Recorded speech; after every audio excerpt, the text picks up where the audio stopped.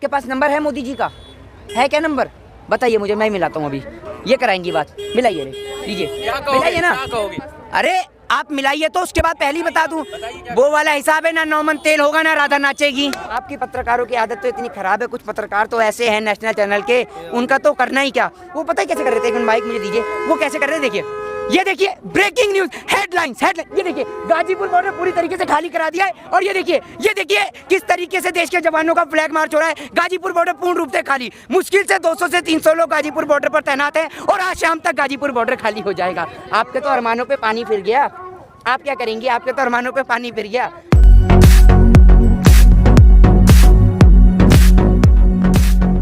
किसान जो है वो शांतिपूर्वक कार्य करना चाहता है। देश का किसान किसी भी सरकारी संपत्ति को बिना हानि पहुंचाए अपनी बात देश की सरकार तक पहुंचाना चाहता है। लेकिन जब देश की सरकार इनकी बात को नहीं सुन रही है, नहीं मान रही है, तो देश का किसान क्या करे मजबूरी में। आप ये देखिए 65-66 दिन हो गए हैं यहाँ पर देश के किसान को बैठे हुए, लेकिन देश की सरकार मानने को तैयार नहीं है।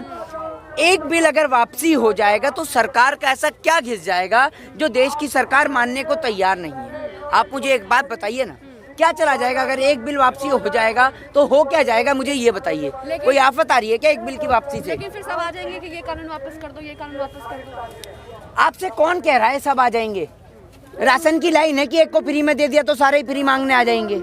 ये बताइए ना आप मुझे, कौन कह रहा है आपसे? आखिर बाकी का भी तो फिर विरोध हो रहा है ना, इसका मतलब उनका विरोध सही नहीं है क्या? बाकी कौन विरोध कर रहा है आप मुझे बताइए। वालों ने विरोध किया, ट्रिपल तलाक वालों ने विरोध किया, 370 सारे वापस करने पड़ेंगे फिर। आप एक बात मुझे बताइए, आप कहते हैं कि India is a democratic country, Bharat एक लोकतांत्रिक देश है। अगर भारत एक लोकतांत्रिक देश है तो जब आप इसके अंदर कोई कानून बनाएंगे तो आपको उसके अंदर सर्वसहमति की जरूरत है या नहीं है? आपसे पूछना चाहता हूँ, फिर तो इस मुद्दे पे भी तो सहमति है या नहीं है? तो आप एक बात बताइए, आप रातों रात जीएसटी लागू कर देते हैं, आप रातों रात, आपके पास पार्लियामेंट में अगर आपके एमपी हैं तो आप रातों रात कोई भी बजट पास कर देते हैं, आप कोई भी किसी को भी नेता बना देते हैं। आपने देश के अंदर, लोकशाही देश के अंदर जो डेमोक्रेसी को खत्म करने का आप प्रयास कर रहे हैं, तो आप क्या सोच रहे हैं लोग चुपचाप बैठ के तमाशा देखते रहें? आप तमाशा दिखा रहे हैं और देश की जनता देखती रहे, यही करते रहें क्या? लेकिन प्रधानमंत्री ने कहा है फोन कॉल की दूरी है मेरे और किसानों के बीच में, तो बात करके सुलझा लें। आपके पास नंबर है मोदी जी का? है क्या नंबर? बताइए मुझे, मैं मिलाता हूँ अभी।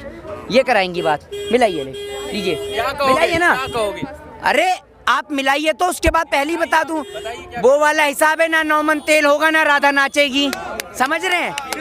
आपके पास नंबर है? नहीं, नंबर ठीक है, नंबर अगर आपके पास होगा तो क्या बात करेंगे, ये भी तो यार मोदी जी कलाकार आदमी है, ठीक है। आप मोदी जी से जाकर अब तक ये पूछो, आप तो नोटबंदी से काला धन लेके आ रहे थे, वो आया अब तक नहीं आया है? आपका नीरव मोदी पैदल भी नहीं आया अभी तक। तो आप ये समझ लो अगर पैदल चलते ना अब तक तो भी पहुंच जाते इंग्लैंड से, लेकिन वो अब तक नहीं पहुंचा है। तो आप देश की जनता को जो बरगलाने का काम कर रहे हैं ना, और दूसरी बात जो देश के अंदर जो हिंसा घटित हुई है 26 जनवरी देश के 72वें गणतंत्र दिवस के अवसर पर, वो बहुत ही शर्मसार घटना है देश के लिए, देश की आन बान शान के लिए बहुत शर्मसार ये घटना है। और इस घटना का जिम्मेदार देश के किसान नहीं, इस घटना का जिम्मेदार है देश की सरकार। वो देश की सरकार जो देश के किसानों को सुरक्षा महसूस नहीं करा पाई, सुरक्षा मुहैया नहीं करा पाई। वो देश के किसान जिनके भेष में आपने देखा, किसानों के भेष के अंदर जो लुटेरे, वो डकैत, वो चोर और वो आरएसएस के कार्यकर्ता, भाजपा को मानने वाले लोग जो बीच में घुसे और देश के किसान के आंदोलन को खराब करने का प्रयास किया। अभी आपने देखा कि किस तरीके से किसान को रोकने के लिए कीलें लगाई जा रही हैं। अगर आप इतनी कीलें लगा रहे हैं, इतने बैरिकेड लगा रहे हैं, इतने लेंटर डाल रहे हैं, आप इतने कोबरा वायर्स लगा रहे हैं, इतने कटीले तार लगा रहे हैं, अगर इसकी 1% सुरक्षा भी चाइना बॉर्डर पे हो जाती ना, तो चाइना भारत देश के अंदर नहीं घुस सकता था। लेकिन क्या करें, मोदी जी का 56 इंच का सीना टाइम टाइम फुस हो जाता है चाइना का नाम सुनते ही। समझ रहे हैं? वो सिर्फ नाम का 56 इंच का सीना है। और आप देश के प्रधानमंत्री महोदय, आप एक बात मुझे बताइए, आप देश की जनता को कभी आप परेशान करने का प्रयास करते हैं, देश के युवाओं को परेशान करने का प्रयास करते हैं। पॉलिटिकल लीडर्स का काम है राजनीति करना, लेकिन आप इस राजनीति के अंदर देश के किसान को शामिल नहीं कर सकते। ये बात आपको समझनी होगी।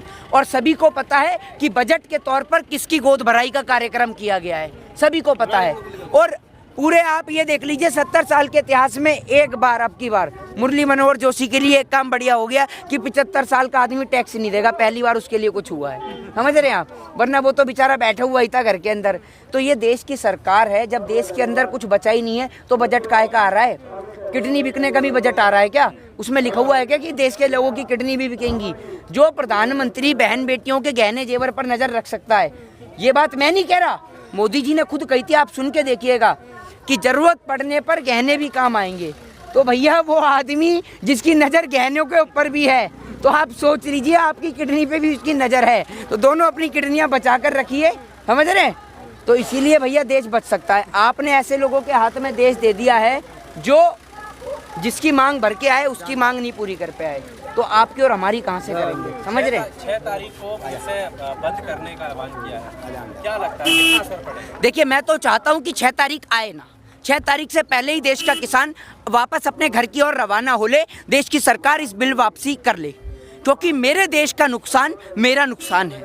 आप एक बात मुझे बताइए, ये जो फौजी भाई हमारे खड़े हुए हैं या जो हमारे पुलिस भाई खड़े हुए हैं, इनमें से एक भी नेता का बेटा है? एक भी नेता का बेटा? एक भी नेता का बेटा नहीं है। सारे के सारे नेताओं के बच्चे ऐश कर रहे हैं। किसी नेता का बेटा क्लब में जाता है तो किसी का बार में जाता है, और कोई नेता तो खुद ही डांस करते हुए पकड़े जाते हैं। तो ये है नेताओं की हालत, आप ये समझ लीजिए। आप ये मुझे बताइए, बच्चे तो नेताओं के भी हैं, अपने बच्चों को क्यों नहीं लगाते गाजीपुर बॉर्डर की हिफाजत के लिए? उन्हें भेजो ना आर्मी के अंदर, उन्हें भेजो पुलिस में। देश की गरीब जनता के बच्चे जो फौज में हैं, पुलिस में हैं, यूपी पुलिस में है, पंजाब पुलिस में है, हरियाणा पुलिस में है, और देश की तमाम सुरक्षा एजेंसी के अंदर हैं, तो वो देश की गरीब जनता के बच्चे हैं। आप उन बच्चों को यहाँ लाके खड़े कर देते हो अपने पिता के ही सामने। ये उनके पिता ही हैं जो यहाँ पर आकर धरना दे रहे हैं, लेकिन क्या करें, देश के अंदर मजबूरी ऐसी बना दी है। आप एक बात मुझे बताइए मेरे भाई, इस टाइम पर किसान आंदोलन से देश का सबसे बड़ा मुद्दा है अरुणाचल प्रदेश। वो अरुणाचल प्रदेश जिसका जिक्र नहीं है देश की मीडिया के मुंह पर। देश की मीडिया बजट को लेकर ऐसा रोना राप रही है, कभी वैक्सीन को लेकर रोना रापती है, कभी बजट को लेकर नापती है। आपने एक बात मुझे बताइए ना, इस टाइम पे सबसे अहम मुद्दा है अरुणाचल प्रदेश।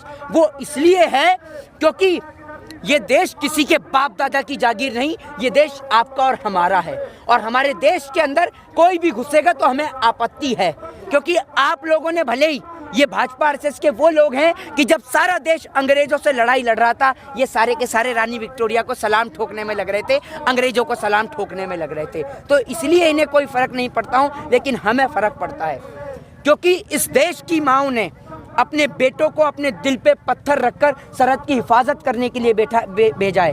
इसलिए नहीं भेजा कि अरुणाचल प्रदेश के अंदर चाइना हमारी ज़मीन को कैप्चर करे और हम चुपचाप बैठकर देखते रहें। प्रधानमंत्री से न घर संभला न देश संभला, आप इस्तीफा दे दीजिए मोदी जी। प्रधानमंत्री जी ऐसे झूठे आदमी है, एकदम कलाकार आदमी है, ये एकदम कलाकार। ये जेब में हाथ देकर पब्लिक की जेब भी साफ कर देते हैं, और उसके बाद बंदा कहता है तो उससे कह देते हैं तुझे जेब की पड़ी है, वहाँ देख चाइना और पाकिस्तान हमला कर रहा है। इतने कलाकार आदमी है ये, समझ रहे हैं? ये मोदी नहीं, ये मदारी है, और झूठ बोलने की इनको बचपन से बीमारी है, समझ रहे हैं? आप ये समझिए कि एक सतयुग में जाना जाता था राजा हरिश्चंद्र को सच बोलने के लिए, हमारी आने वाली जनरेशन जानेगी झूठ बोलने के लिए नरेंद्र मोदी जी को, समझ रहे हैं? और आज आप ये देखिए, नरेंद्र मोदी जी इतना झूठ बोलते हैं कि वो खुद ही उनको समझ में नहीं आता। आप ये देखिए, मोदी जी कहते हैं मैं सड़क से निकला, मैंने नाली में गैस बनती हुई देखी, और जैसे ही मैंने नाली में गैस बनती हुई देखी, मैंने वहीं पाइप लगा दिया और वहीं चाय बनानी शुरू कर दी। आप ये सोचिए, जब नाली से गैस आ रही है तब सिलेंडर के दाम बढ़ रहे हैं। अब सोचिए, जब सीएनजी आएगी, कंपोस्ट नेचुरल गैस आएगी, तो आप सोच लीजिए सीएनजी कहाँ जाएगी, सिलेंडर के दाम कहाँ जाएंगे। आप ये सोच लीजिए, वो आदमी जो नाली से गैस बना रहा है, अबे भैया जब तू नाली से ही गैस बनवा रहा है तो सिलेंडर क्यों भेज रहा है? नालियाँ तो हर गली मोहल्ले में बह रही हैं, उनमें पाइप फिट क्यों नहीं कराता? अपने पीएम कार्यालय में नाली की लाइन फिट करवा ले, समझ रहे हो ना? और दूसरी बात, वो प्रधानमंत्री जी जो अपनी माँ को ही नहीं रख रहे अपने साथ में, वो अपनी बूढ़ी माँ को राजनीतिक वोट के खातिर लाइन में लगा देते हैं, तो आपके लिए और हमारे लिए कहाँ से करेंगे? तो आप लोग तो अपना भी ख्याल रखिए। देखा ना 2 दिन पहले की घटना, समझ रहे हैं ना आप? और आपकी पत्रकारों की आदत तो इतनी खराब है, कुछ पत्रकार तो ऐसे हैं नेशनल चैनल के, उनका तो करना ही क्या। वो पता है कैसे कर रहे थे, एक मिनट माइक मुझे दीजिए, वो कैसे कर रहे थे, देखिए ये देखिए ब्रेकिंग न्यूज हेडलाइन, ये देखिए गाजीपुर बॉर्डर पूरी तरीके से खाली करा दिया है। और ये देखिए किस तरीके से देश के जवानों का फ्लैग मार्च हो रहा है। गाजीपुर बॉर्डर पूर्ण रूप से खाली, मुश्किल से 200 से 300 लोग गाजीपुर बॉर्डर पर तैनात हैं और आज शाम तक गाजीपुर बॉर्डर खाली हो जाएगा। आपके तो अरमानों पे पानी फिर गया, आप क्या करेंगे? आपके तो अरमानों पे पानी फिर गया। और आपके जो कुछ पत्रकार साथी हैं, आप ये देखिए मोदी जी के जो पक्ष में नहीं दिखाता, या तो आप सरकार की दलाली को स्वीकार करिए और अगर आप अस्वीकार करेंगे तो आपको जेल में डाल दिया जाएगा।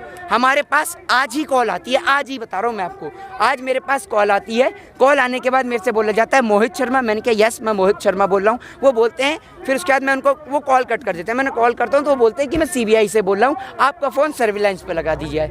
लगाइए, किसने मना करा है? और बल्कि आप उन लोगों को पकड़िए जो हमें थ्रेट कॉल्स देते हैं, जो हमें गालियां देते हैं और जो हमें जान से मारने की धमकी देते हैं। अगर आपने हमारा फ़ोन सर्विलांस पे लगाया है तो उन लोगों को भी तो पकड़ने की जिम्मेदारी आपकी है। और अगर कल को हमें कुछ होता है तो उसका जिम्मेदार नरेंद्र मोदी और सरकार होगी, क्योंकि पूरा देश जानता है कि हम नरेंद्र मोदी और उसकी नीतियों के खिलाफ बोलते हैं और बोलते रहेंगे। हम लोग चुप रहने वाले नहीं है कि आप सोच रहे हैं कि CBI के जरिए, ED के जरिए या CID के जरिए हमें डरा देंगे। तो डरने वाले आपके वो लोग हैं जो सावरकर की तरह माफ़ीनामा लिख देते थे। हम माफ़ीनामा लिखने वाले लोग नहीं हैं, हम भगत सिंह को मानने वाले लोग हैं जो हम इस देश के खातिर कुर्बान होना जानते हैं। और अगर ये सीना भारत माँ के काम आया तो हमारे लिए सौभाग्य की बात है। हम डरने वाले लोग नहीं हैं कि आप समझ रहे हैं हम माफ़ीनामा लिख देंगे और सरकार के आगे नतमस्तक हो जाएंगे। हम उन लोगों में से नहीं हैं। अगर सरकार कोई गलत नीति बनाएगी तो उसका विरोध किया जाएगा। जय हिंद, जय भारत।